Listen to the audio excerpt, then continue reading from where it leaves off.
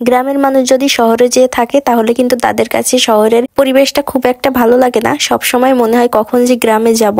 ঠিক তেমনি শহরের মানুষগুলোর কিন্তু গ্রামে আসতে পারলেও অনেক বেশি ভালো লাগে। এক কথায় গ্রামের মানুষের পৃথিবীর যে কোনো নামি দামি জায়গায় রাখা হোক না কেন, গ্রামের প্রতি কিন্তু আলাদাই একটা ভালো লাগা কাজ করে। সো হ্যালো এভরিওয়ান, আসসালামু আলাইকুম। কেমন আছেন সবাই? আশা করি সবাই খুব ভালো আছেন। আলহামদুলিল্লাহ, আমরাও কিন্তু আপনাদের দোয়ায় অনেক ভালো আছি। তো শীতের সকালে গ্রামের যে পরিবেশ থাকে না, এই পরিবেশটা সত্যিই মনোমুগ্ধকর পরিবেশ। তো সকাল সকাল ঘুম থেকে উঠে গেছি, যে বা আমি দুইজনেই উঠে পড়ছি। যে বা তো কোনো রকম ভাবে ঘরের ভিতর থাকবে না, বাইরে আসার জন্য পাগল হয়ে গেছে। তো সকালবেলায় কিন্তু ওকে শীতের পোশাক পরিয়ে বাইরে নিয়ে চলে আসছি, কারণ জেবাকে ওর নানা ভাই মাছ দেখার জন্য ডাকছিল, যে কারণে ও তো আর ঘরের ভিতরেই থাকবে না। তো আব্বু দেখুন এখানে আমাদের নদী থেকে মাছ ধরে নিয়ে আসছে। আব্বু কিন্তু নিজের হাতে এই মাছগুলো ধরেছে, যে কারণে আব্বু অনেক খুশি আর জেবা তো দেখার পর অনেক বেশি খুশি হয়েছে। তো এখানে কিন্তু অনেকগুলা মাছ পেয়েছে।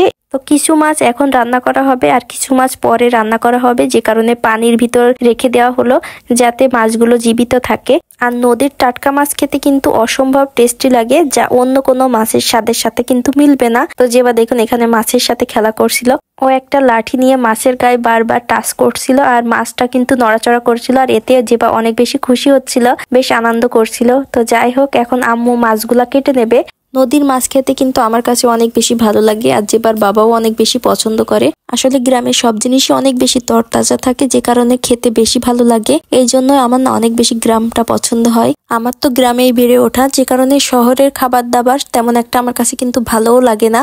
যারা গ্রামের মানুষ কিন্তু যে কোনো কারণেই হোক শহরে থাকতে হয়, তারা কিন্তু নিরুপায় হয়েই শহরের খাবারগুলো খায়, কারণ তাদেরও মনটা কিন্তু সেই গ্রামের খাবারের উপরেই থাকে। আর যারা শহরে থাকে বা শহরে বসবাস করে, তাদেরও কিন্তু গ্রামের খাবারগুলোই সব থেকে বেশি ভালো লাগে। তো যাই হোক, আম্মুর এখানে মাছগুলো কাটা হয়ে গেছে আর এখন পিঠা বানানোর জন্য আসছে। তো এই পিঠাগুলোকে আমরা কিন্তু আকশি পিঠা বা কাঁচি পোড়া পিঠা বলে থাকি। তো এই পিঠাগুলো কিন্তু আমার নানি বাড়িতে যাওয়ার পরও তৈরি করে দিয়েছিল, তো সেখানে খেয়েছিলাম। তারপর বাড়িতে আসার পরও আম্মু তৈরি করে দিল, কিন্তু আম্মুর এই পিঠাগুলো তেমন একটা ভালো হয়নি, কারণ চালের গুঁড়াটা খুব একটা ভালো ছিল না, যে কারণে পিঠাগুলো ভালো হয়নি। তাই আম্মু আবারও নতুন করে ঢেকিতে কিন্তু চালের গুঁড়াগুলো কুটবে।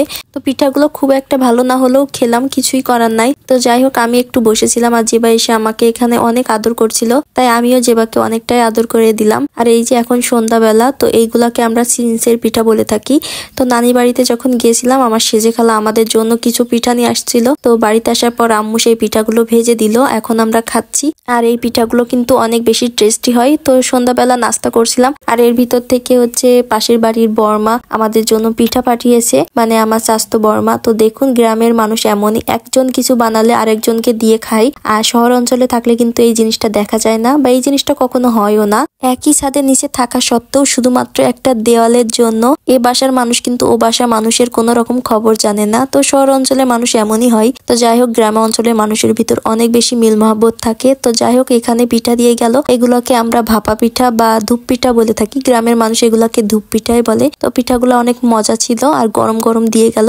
এখন আমরা সবাই পিঠাগুলো খাবো। আর আজকের ভিডিওটা এখানেই শেষ করছি। সবাই ভালো থাকবেন, আল্লাহ হাফেজ।